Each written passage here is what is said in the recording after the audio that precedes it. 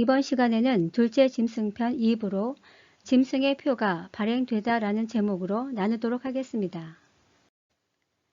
계시록 13장 16절에서 18절은 둘째 짐승의 세 번째 역할로 모든 사람들에게 짐승의 표를 발행하고 이를 받도록 강요하는 장면입니다. 짐승의 표로 쓰인 카라그마는 조각하다라는 뜻을 지닌 동사 카자소에서 파생한 명사로서 문자적으로는 단순히 긁힌 자국을 뜻합니다. 이것이 후에 용례상 발전을 거듭하여 도장이나 조각이란 의미를 갖게 되었습니다. 반면 계시록 7장의 하나님의 이는 스파라기스로 쓰였습니다. 짐승의 표를 우리가 주목해야 할 점은 첫째로 이 짐승의 표는 오직 요한계시록에만 등장하기 때문입니다.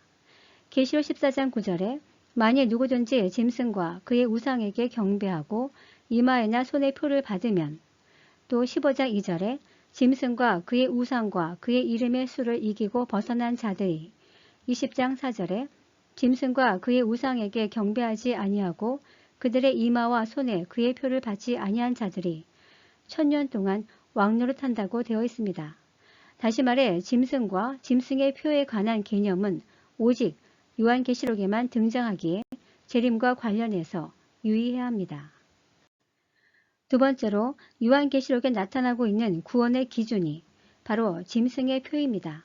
즉 짐승의 표를 받은 자들은 영원한 지옥으로 떨어지고 짐승의 표를 받지 아니한 자들은 영원한 하나님 나라에 들어갑니다. 따라서 여기서 짐승의 표는 구원의 믿음을 증명하는 수단으로 나타나고 있습니다. 이를 전천연설 관점에서 보면 일반적인 상황과 재림의 상황을 구별했을 때 일반적인 상황에서는 믿음이 구원의 기준이 되지만 재림의 상황에서는 짐승의 표가 구원의 기준이 됩니다. 또한 일반적인 상황에서는 순교자는 믿음이 이미 증명된 자이지만 나머지 성도들은 믿음이 증명되지 못한 자들로 이는 주관적인 믿음일 뿐이고 객관적으로 믿음이 증명된 것은 아닙니다. 불신자들은 믿음이 없는 자들입니다. 반면 재림의 상황에서는 휴거된 자와 휴거되지 못한 자로 구분되는데 그 기준이 바로 짐승의 표입니다. 이는 마치 출애굽 당시 마지막 재앙에서 문설주에 양의 피를 바르느냐 바르지 않느냐에 따라 심판의 여부가 결정된 것처럼 말입니다. 반면 무천연설 관점에서 보면 재림의 상황은 없고 일반적인 상황만 있게 됩니다. 그렇게 되면 믿음은 곧 짐승의 표를 받지 않는 것이 됩니다. 그러면 무천연설은 오늘날 짐승의 표가 무엇인지 설명할 의무가 있습니다. 왜냐하면 한 사람도 예외 없이 모든 사람들에게 발행되기 때문입니다. 결국 무천연설은 재림은 있는데 재림적 상황이 없는 아이러니를 야기하고 있습니다.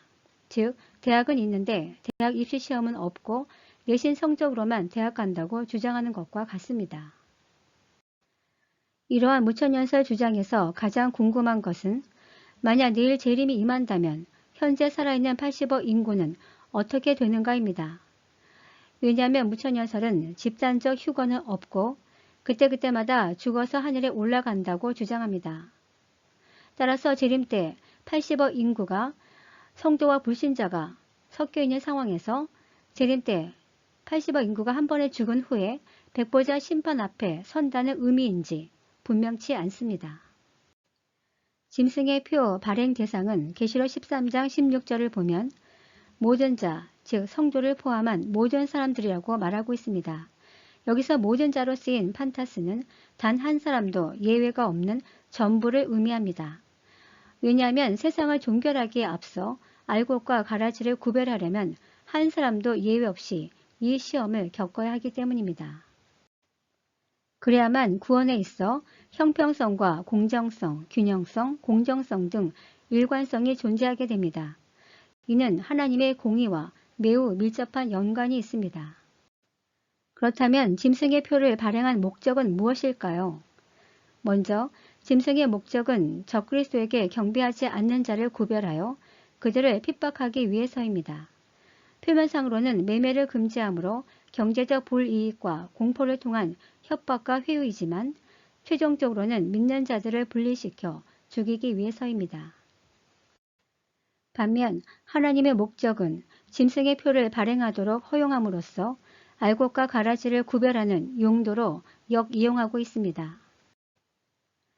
짐승의 표가 가진 기능은 계시록 13장 17절을 보면 짐승의 표가 없으면 매매를 못하게 되었는데, 여기서 매매는 사고 파는 일체의 상업적 행위로 짐승의 표가 없이는 어떤 상업적 행위가 금지가 됩니다. 오늘날 고도의 경제 행위가 발달된 상태에서 사고 파는 상업적 행위의 금지는 사실상 사형 선고나 마찬가지입니다. 짐승의 표의 형태는 계시록 13장 18절을 보면 이 표는 곧 짐승의 이름이나 그 짐승의 수를 세어보라. 그것은 사람의 수라고 되어 있습니다. 그런데 이를 정확히 번역하면 왜냐하면 그것은 한 사람의 수이기 때문이다가 됩니다. 여기서 한 사람은 첫째 짐승으로 곧 적그리스도를 말합니다. 그 이유는 앞서 17절에서 그 이름의 수라고 밝히고 있기 때문입니다. 따라서 표면상으로는 짐승의 이름이 직접 적힌 형태이고, 이를 판별하는 방법은 짐승의 이름을 숫자로 변환했을 때 666이 되는 것입니다. 즉 이름을 숫자로 변환하는 게마트리아 방식을 의미합니다.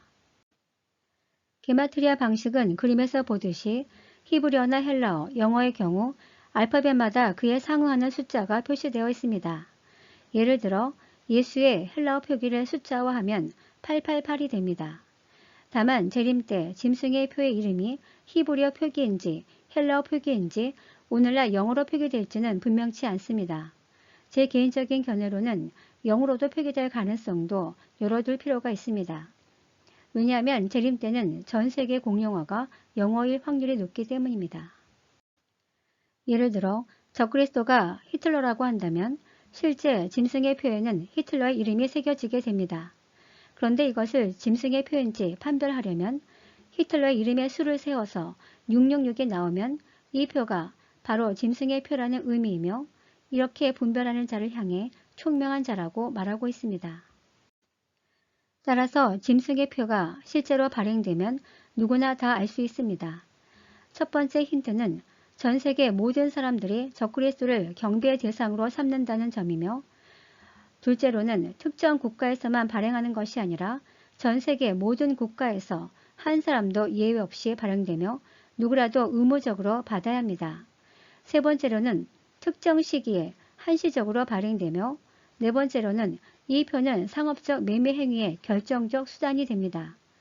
다섯 번째로는 사람의 이름이며, 여섯 번째로는 그 이름을 변환했을 때 666이 됩니다. 이러한 조건은 흔한 일이 아니라 마지막 때 단 한 번 일어나는 일이기에 누구라도 알 수 있습니다. 따라서 바코드나 코로나 백신 등 이런 것들은 짐승의 표가 될 수 없습니다. 그런데도 짐승의 표를 예단하는 사람들의 착각은 성도들이 짐승의 표인 줄 모르고 받는 것으로 압니다. 그런 이유로 짐승의 표에 대한 섣부른 예단을 하게 됩니다. 사실 성도들도 짐승의 표인 줄 알면서도 받습니다. 왜냐하면 이후에 감당해야 할 경제적 고통에 대한 후과가 두렵기 때문입니다. 따라서 성도의 믿음이 여기서 증명됩니다. 상식적으로 하나님께서 짐승의 표인지 알 수 없도록 만들어 놓고 이를 받았다고 지옥에 보낼 수 있을까요? 그렇게 되면 믿음의 시험이 될 수 없게 됩니다. 짐승의 표를 받는 위치는 오른손이나 이마입니다.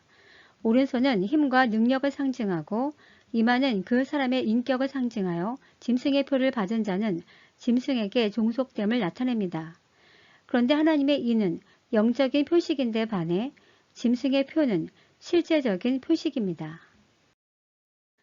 그런 관점에서 보면 최근에 제기되는 베리칩, RFID 칩을 짐승의 표로 보려는 시도를 무조건 배척할 필요는 없다고 봅니다. 물론 지금은 짐승의 표로 볼 수 없습니다. 그러나 현재 연구 방향과 기술적 완성도, 시대적 상황, 여건이 어떻게 주어지느냐에 따라서는 언제든지 짐승의 표로 돌변할 가능성이 있습니다. 그 대표적인 예가 코로나 백신으로 전 세계적인 팬데믹이 벌어지자 인류 생존이라는 미명하에 코로나 백신을 의무적으로 맞게 하고 이를 거부하는 자들에게는 경제적 불이익을 준 경우가 있습니다. 다음은 짐승의 표요 발행 시점입니다. 첫 번째 나팔이 불리면 사단의 활동이 시작되는데 이때 두 증인의 사역도 시작됩니다. 그리고 다섯 번째 나팔이 불릴 때 무적행에서 짐승이 올라와 두 증인을 죽이고 대신 자신의 우상을 세웁니다. 여섯 번째 나팔이 불릴 때쯤 두 증인은 부활승천하게 되고 일곱 번째 나팔이 불리기 직전 대추수가 일어나게 됩니다. 결국 짐승의 표는 여섯 번째와 일곱 번째 나팔 사이에 발행됩니다. 따라서 짐승의 표는 미리 예단할 필요가 없습니다. 그림에서 보듯이 짐승의 표는 재림의 이정표 중 거의 끝자락에 등장합니다. 따라서 앞서 선행적 이정표가 진행되는 것을 보고 판단해도 늦지 않습니다. 예를 들어 코로나 백신이 짐승의 표라고 주장한다면 이는 앞선 선행적 이정표를 전혀 고려하지 않는 주장에 불과합니다. 그렇다면 짐승의 표 발행 기간은 어떻게 될까요? 분명치는 않지만 사무엘상 25장과 다니엘서 1장 14절을 보면 구약 성경에서 10일은 하나님의 시험 및 인내의 기간이며 계시록 2장 10절에 서머나 교회에 주신 말씀에도 너희가 10일 동안 환난을 받으리라 라는 표현이 있는 것으로 보아 열흘이 주는 의미가 있어 보입니다. 열흘은 문자적으로 숫자 그대로 열흘의 기간을 말할 수도 있고 상징적으로는 의외로 짧은 기간일 수도 있습니다. 그러므로 짐승의 표가 발행되면 의외로 짧은 기간일 수 있기 때문에 두려움보다는 믿음과 인내를 갖고 단호히 거부해야 합니다. 반면 무천연설은 요한계시록 20장 4절에 등장하는 짐승의 표를 받지 않은 자는 십자가 사건 때부터 재림 때까지 모든 성도들이라고 주장합니다. 그렇게 되면 짐승의 표는 십자가 사건 때부터 등장해야 합니다. 또한 짐승의 표가 등장하면 당연히 첫째 짐승도 출현해야 하고 둘째 짐승도 출현해야 합니다. 그렇다면 이들은 누구였는가에 대해 무천연설은 대답을 해야 합니다. 이에 대한 무천연설의 해명은 첫째 짐승은 네로 황제이고 그 핵심적인 근거가 바로 네로 황제 이름을 히브리어 음력으로 바꾸어 게마트리아 방식에 적용되면 666이 나온다는 것입니다. 또한 짐승의 표는 네로 황제 당시 발행되었던 카라그마라고 주장합니다. 그 근거가 바로 네로 황제 때 로마 지역 내 상인 조합인 길드 조직에서 거래를 할 시 반드시 네로 황제의 인장이 찍힌 증서를 발급받고 경배를 해야만 무역활동을 할 수 있었다라고 주장합니다. 그렇다면 첫째 짐승이 네로 황제였고 그 근거로 제시되는 것이 네로 황제 이름이 666이라고 주장하는 무천연설에 대한 반론은 무엇일까요? 다음 시간에는 둘째 짐승편 3부에서 네로 황제가 첫째 짐승이라는 주장은 과연 근거 있는 주장인가에 대해 다루고자 합니다. 감사합니다.